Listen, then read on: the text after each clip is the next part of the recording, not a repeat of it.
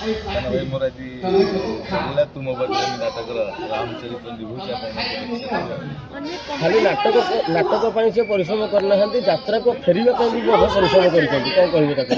ସେଇଟା ହେଇଗଲା ବ୍ୟକ୍ତିଗତ ସେଠାରୁ ଯାତ୍ରାରୁ ବାହାରେ ବର୍ଷ ତାକୁ ସେଥିରେ ବନବାସ ଯିବାକୁ ପଡ଼ିଛି ରାମ ତ ବନବାସ ସେ ଯାଇଥିଲେ ଦୀର୍ଘ ବର୍ଷ ତ ଇଏ ରାମ ଯିଏ ବଜରଙ୍ଗୀର ରାମ ଗୋଟାଏ ବର୍ଷ କହିଥିଲା, ଗୋଟାଏ ବର୍ଷ ପରେ ପୁଣି ଇଂରାଜୀ ନୂଆ ବର୍ଷରେ 5 ତାରିଖରେ ଚଢ଼ୁଛି ଆଉ ଜାନୁଆରୀ 5ରେ।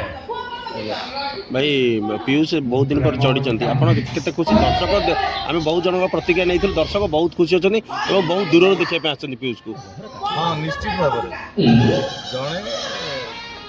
ଜଣକୁ ବ୍ୟାନ୍ କରାଯିବ, ତାପରେ ପୁଣି ସେ ରହିବା ଗୋଟେ ବର୍ଷ, ତାପରେ ଯେ ଯାତ୍ରା ମଞ୍ଚକୁ ଆସିବା, ଏଇଟା ହେଉଛି ଲୋକମାନଙ୍କର ଦର୍ଶକମାନଙ୍କର ତା ପ୍ରତି ଭଲ ପାଇବାଟା ଅଛି ବୋଲି ସେ ବାଧ୍ୟ ହେଇକି ଆସିଲା। ପିୟୁଷ କ'ଣ ଆଜ୍ଞା ବ୍ୟାନ୍ କରାଯାଇଥିଲା?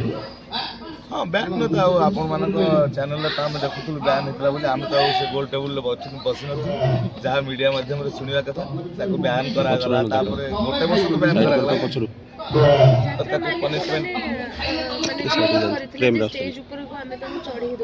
ତାଙ୍କର ଟିକେ ଇଚ୍ଛା ଅଛି ଭାଇରାଲ ହବ। ନା ନା ଦରକାର ନାହିଁ, କ'ଣ କିରିସି କାଲି ପର୍ଯ୍ୟନ୍ତ ବି ବିରୋଧ ଥିଲା ସେମିତି ମାଲିକମାନଙ୍କ। ନାଇଁ ସେ ତ ୱାନ୍ ଟାଇମ୍ ପ୍ରମୋସନ୍ ହେଇଯାଇଥିଲା, ସେ ବସିକି ସମାଧାନ ତାର କରିଥିଲା। ତାପରେ ତ ସେ ଗୋଟେ ବର୍ଷ ପରେ ପୁଣି 2026ରେ ଚଢ଼ିଛି ଆଉ। ମାନେ ଦର୍ଶକଙ୍କର ସେଇ ଭଲ ପାଇବାଟା ବେଶୀ ମିଳିପାରିବ ନା ସେତିକି ମିଳିବ ବୋଲି ଆପଣ? ନାଇଁ ବେଶୀ ତ ଆଜି ଫାର୍ଷ୍ଟ ଡେରେ ହାଉସ୍ ବ୍ରେକ୍ ଅଛି ଆଉ, ପ୍ରିମିୟର ତ ଦେଖିଥିଲେ କେମିତି କ'ଣ ତାର ଇଏ ହେଲା।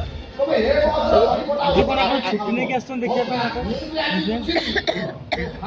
ନାଇଁ ପିୟୁଷ ମୋ ସାନ ଭାଇ, ମୁଁ ତାକୁ ଦେଖିବି କ'ଣ ଆଉ। ବର୍ତ୍ତମାନ ପିୟୁଷକୁ ଦେଖିବାକୁ କେହି ଆସିନାହାନ୍ତି, ଚରିତ୍ରକୁ ଦେଖିବାକୁ ଆସିଛନ୍ତି। ତୁମ ବଜରଙ୍ଗୀରେ ରାମ ଚରିତ୍ର